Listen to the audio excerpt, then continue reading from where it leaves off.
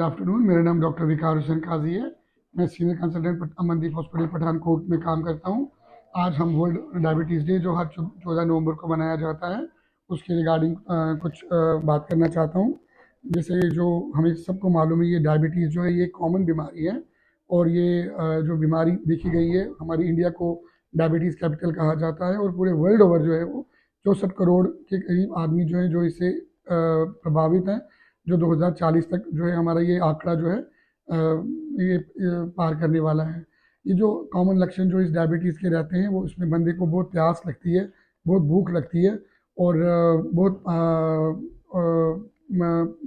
ज़्यादा पानी, जैसे बहुत प्यास लगती है, बहुत भूख लगती है और भूख लगने के बाद बंदा बहुत ज़्यादा खाता है और फिर भी भूखा रह जाता है और बार बार वॉशरूम जाता है, बार बार जो है उसको जो है वो यूरिनल में जाने की ज़रूरत पड़ती है और इसके अलावा बड़ा कमज़ोर भी हो जाता है वो। तो नॉर्मली इसका जो रिस्क फैक्टर जो है उसमें फैमिली हिस्ट्री आती है। अगर किसी के फादर मदर या बहन भाई को डायबिटीज़ हो, वो फैमिलीज़ में रन करती हैं, या अगर बंदा मोटा हो तो उसमें चांसेस जो है वो ज़्यादा होते हैं डायबिटीज़ के as compared to normal person जिसमें कोई फैमिली हिस्ट्री ना हो और जो इसका वेट नॉर्मल हो। लक्षण के अलावा इसका जो डायग्नोसिस है, या हमें पता कैसे चले कि इस बंदे की डायबिटीज़ है और इसका इलाज होना चाहिए या फिर इसको जो है वो अपने किसी डॉक्टर को दिखाना चाहिए। उसका एक सिंपल टेस्ट होता है, ब्लड शुगर, हम फास्टिंग कहते हैं उसको, ब्लड शुगर फास्टिंग, जो कि 8 घंटे फास्ट के बाद, रात का खाना खाने के 8 घंटे तक हमें रात को कुछ नहीं खाना होता है और सुबह 8 घंटे के फास्ट के बाद शुगर चेक करवानी होती है। नॉर्मली ये 100 से कम होती है और जिनकी डायबिटीज़ होती है उनमें 126 से ज़्यादा ये फिगर जो है वो क्रॉस कर जाती है। 126 मिलीग्राम परसेंट अगर आए तो इस बंदे को हम डायबिटीज़ लेवल करते हैं। या फिर खाने के बाद भी, जैसे अभी फास्टिंग आपने 126 बताई, तो फिर उसको कुछ खाने के लिए देते हैं और उसके 2 घंटे के बाद दोबारा शुगर चेक करते हैं। अगर वो वाली 200 से ज़्यादा आई तो ये भी बंदे जो है वो डायबिटीज़ में जो है वो फॉल करते हैं। और या फिर एक और पैरामीटर होता है जिससे हम HbA1c कहते हैं। ये हमें 3 महीने की शुगर बताता है कि लास्ट 3 महीने में पेशेंट की एवरेज शुगर कितनी रही।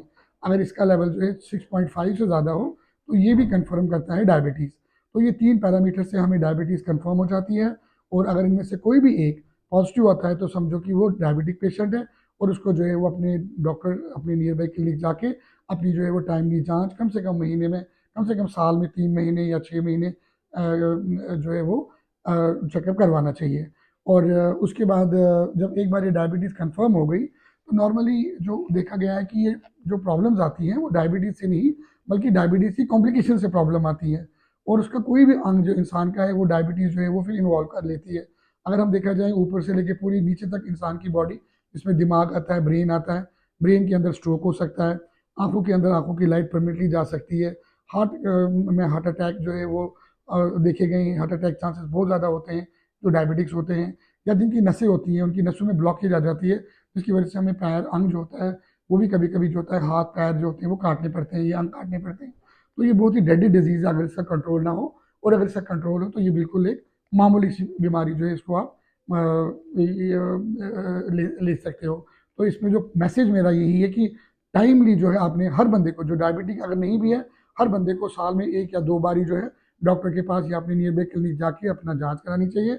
और जिनकी ऑलरेडी शुगर है और जो ऑलरेडी शुगर की दवाइयाँ ले रहे हैं वो कम से कम जो है डॉक्टर के पास साल में 1-2 बारी ज़रूर, या फिर मैं तो कहूँगा हर 3 महीने या 6 महीने के बाद एक बार डॉक्टर साहब के पास ज़रूर जो है वो अपना चेकअप कराएं। Thank you.